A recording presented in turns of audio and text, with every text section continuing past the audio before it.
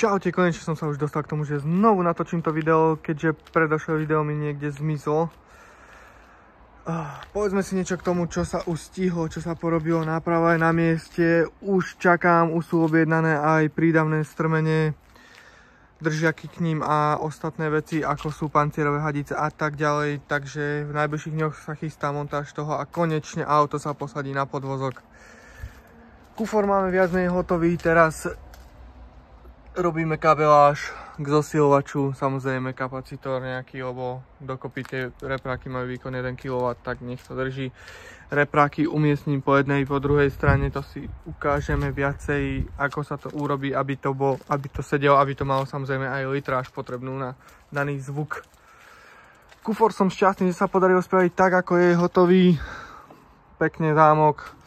Musel som vyrezať dierky na svetla, keďže sa to tam trocha nezmestilo, podarilo sa mi osadiť aj pôvodný zámok. Pekne sa to dá zamknúť, drží, nejde to otvoriť, hej. Stačí samozrejme, momentálne nemám zapojenú baterku, takže ukážem si to takto. Super. K tomu, čo sa chystá ďalej.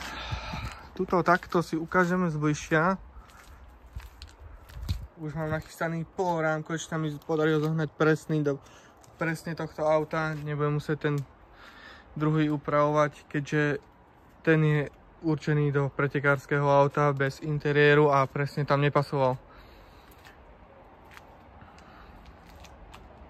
Ďalej sa chystajú ešte veci ohľadom predku, lebo síce mám vymenenú celú prednú nápravu, a nejaké detailiky mi tam ostali, ako na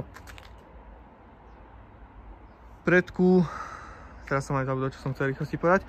Na predku nám chýbajú spraviť polyuretány na tyči stabilizátora a na uchytení zadných ramien.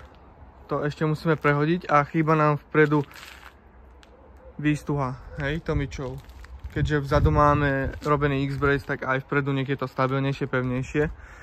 Sice vpredu tá stabilizačná tyč nie je až taká potrebná pri športových podvozkoch a znížených autách, ale keďže ja plánujem do budúcna tam dávať vzduchový, tak chcem to zanechať. To auto je vtedy stabilnejšie, pevnejšie. Ďalej, k čomu sme sa chceli dostať tu. Do zimy to už asi nestihnem, lebo už začína byť chladno. Auto dostať komplet do fólie. Takže to bude musieť počkať. Dúfam, že sa mi podarí zohnať alebo teda od niekoho vybaviť nejakú dočasnú garáž, keďže moja sa ešte iba pripravuje. Nechcem ho nechať na zimu takto. U chalana mám jedného pripravené, budú sa robiť lúvre na bočné okna. Keď budete niekto chcieť, dajte mi, napíšte mi do komentára, posuniem kontakt na chalana, bude to vyrábať vo veľkom, nebude to len čisto pre mňa, bude to pre viacerých, kto bude mať samozrejme záujem. Lúver na zadné okno sa pokúsime tiež navrhnúť si, keďže tu v okolí ani v širšom okolí to nikto nevyrába ani nepredáva. Najbližšie, kde sa to dá kúpiť, je Litva a Poliaci to taktiež prestali vyrábať, že to nedrží dobre na okne, ale tak keď som sa pýtal danej firmy, dohadoval som sa s nimi, že aj im zohnám zákazníkov, čo sa mi aj podarilo. Myslím, že vyše 20 ľudí hneď na šupu to sa mi podarilo zohnať a aj tak nechceli sa pustiť do toho, že zahriať formu a vyrobiť to.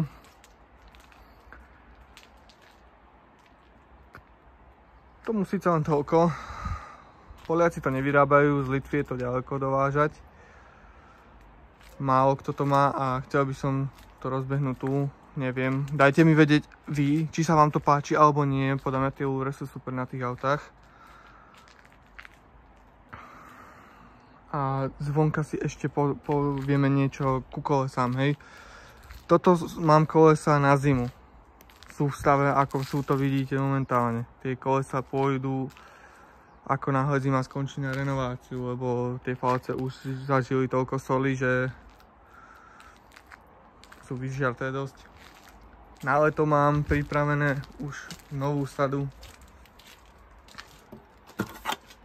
20-tok. Pozor, nie 119, sú to 20, sú robené na objednávku. Nové gumy, takisto predné, zadné. Dozadu budem musieť riešiť iný rozmer, lebo nie sú tak strečované, ako by som chcel, ale samozrejme musí to byť všetko zapísané, aby sme nemali problém s policajtami, alebo aby to všetko sedelo aj na STK emisnej. Neviem, čo som povedal všetko, čo som chcel. Dajte mi vedieť, čo vás ešte zaujíma, čo by ste chceli vedieť.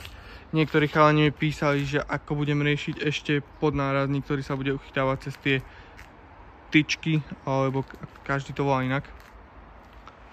Ten bude uchytený komplet od spodok auta, čiže bude mať reálny prítok, nie len akože.